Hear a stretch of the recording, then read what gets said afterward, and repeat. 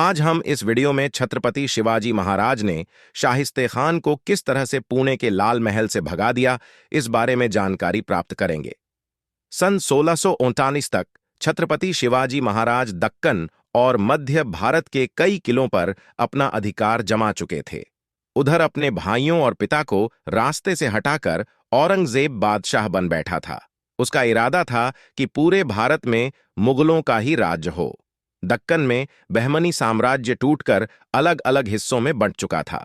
मुगलों ने निजाम शाही और आदिल शाही को खत्म कर दक्कन के बड़े हिस्से पर अपने मनसबदार बिठा दिए थे, लेकिन मराठों के लीडर छत्रपति शिवाजी महाराज पर मुगलों का कोई बस नहीं चल रहा था। बादशाह औरंगजेब ने शिवाजी महाराज का बढ़ता प्रभाव देख अपने मामा शाइस्ते खान को दक्कन का सूबेदार नियुक्त किया।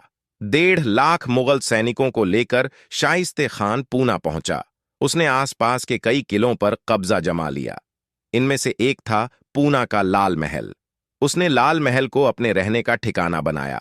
यहीं से वो दक्कन में मुगलों की रियासतों को संभाला करता। 3 साल के अंदर शाइस्ते खान ने मराठाओं को बहुत नुकसान पहुंचाया।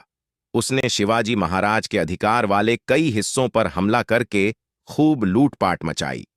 आमने सामने की लड़ाई में मुगल सेना को हराना मुश्किल था, इसलिए शिवाजी महाराज ने गुरिल्ला युद्ध की नीति अपनाई, जिसमें वो माहिर थे। लेकिन जब तक शाइस्ते खान दक्कन में मौजूद था, मराठाओं के लिए अपने साम्राज्य को फैलाना मुश्किल था। इसीलिए छत्रपति शिवाजी महाराज ने शाहिस्ते खान के ऊपर हमला करने के लिए एक योजना बनाई। छत्रपति शिवाजी महाराज का बचपन लाल महल में ही बीता था, इसलिए वो इस किले के चप्पे चप्पे से वाकिफ थे। छत्रपति शिवाजी महाराज ने योजना बनाई कि महल के गुप्त रास्तों से जाकर शाइस्ते खान पर हमला किया जा सकता है।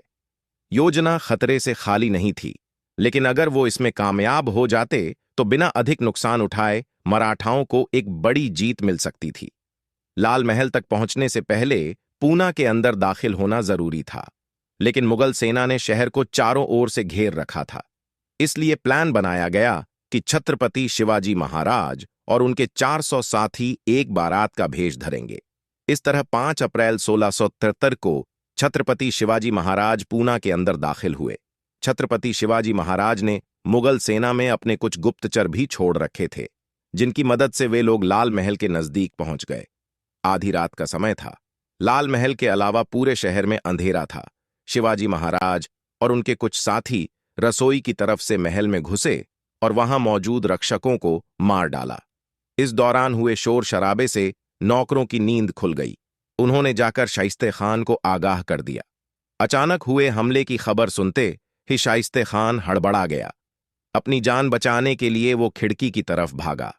तभी शिवाजी महाराज उसके कमरे में पहुंचे और उन्होंने शाइस्ते खान पर पूरी ताकत से तलवार से वार कर दिया। शाइस्ते खान खिड़की से निकल भागने में कामयाब रहे, लेकिन तलवार से उसके हाथ की 3 उंगलियां कट गईं।